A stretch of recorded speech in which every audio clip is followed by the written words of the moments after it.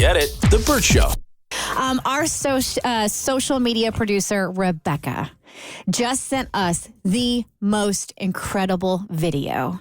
For those of you that may not be aware, social media producer Rebecca was diagnosed with cancer a couple of months ago. She has tongue cancer. Right after she tasted Kristen's food. That was not after the Grey Muffin. We already brought this up. Anyway, unrelated. Those two were unrelated. So she has been undergoing, she had surgery to remove the mass on her tongue. She's been undergoing chemo. She's been undergoing radiation.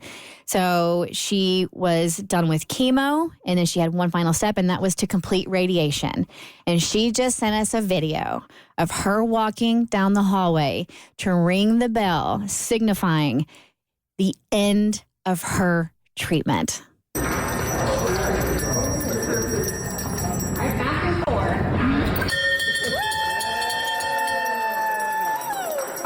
And there she is, just like a puddle of tears falling into her mom's arms and falling into her. I mean, it is just like the sweetest. We are so incredibly proud of you. I'm guessing if you're a doctor or you're a nurse that is working with a patient like Rebecca, you are so relieved because she's handled this whole process with such amazing humor and amazing grace that I personally think that has sometimes a lot to do with feeling better.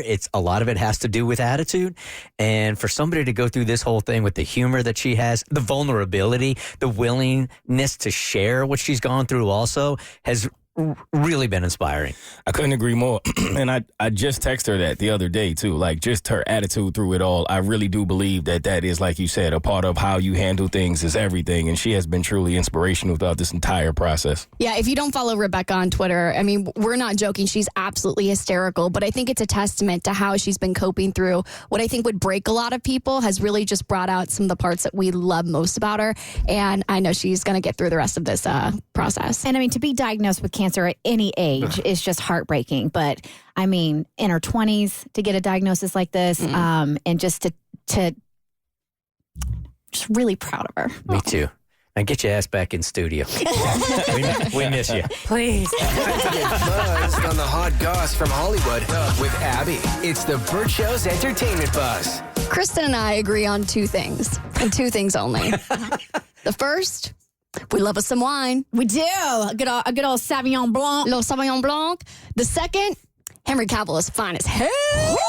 That's hard to argue with. It is. He's literally Superman. And this was before I fell in love with that man when he was on The Tudors, Sir Brandon. Yeah. Oh, yeah. Knowing he was on that show, this news is going to surprise you because he's letting down straight women and gay men everywhere. But before we get into that, I have to clean up some things from the last E-Buzz because I'm not bad at my job. I'm just a really good tease. Say that.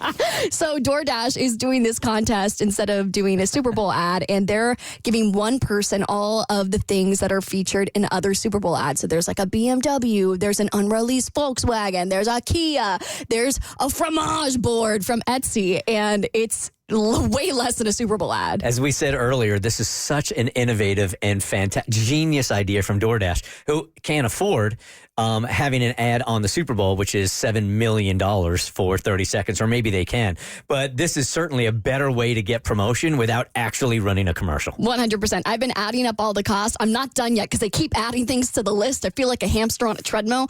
But right now I'm at like over $100,000, which seems so cheap considering that a Super Bowl ad would be $7 million for 30 seconds. I would think just the BMW itself is close to $100,000. Oh, yeah. It starts at $85,000. And then everything else is like $10. It's like a cheese board from Etsy. One more thing I want to get into is we're celebrating Black History Month, and I want to give you your Black entertainment history fun fact of the day. Found out this little tidbit about Bill Cosby, which shocked me. Hold on. I think you went too fast through that. Wasn't the assignment, or maybe I missed it, you were going to tell us how they win it. Yeah, how we win. She's not bad at her job. She's just a good team. I'm just a really good team. You about to tease it again. At some point, you got to pay off. After the Super Bowl, she will tell us how you could have won. After I win, then I'll tell y'all how you can win. It's DoorDash, and then not the word dash, but the actual dash all the ads.com. Okay, they don't want anybody to win. Nobody's going there.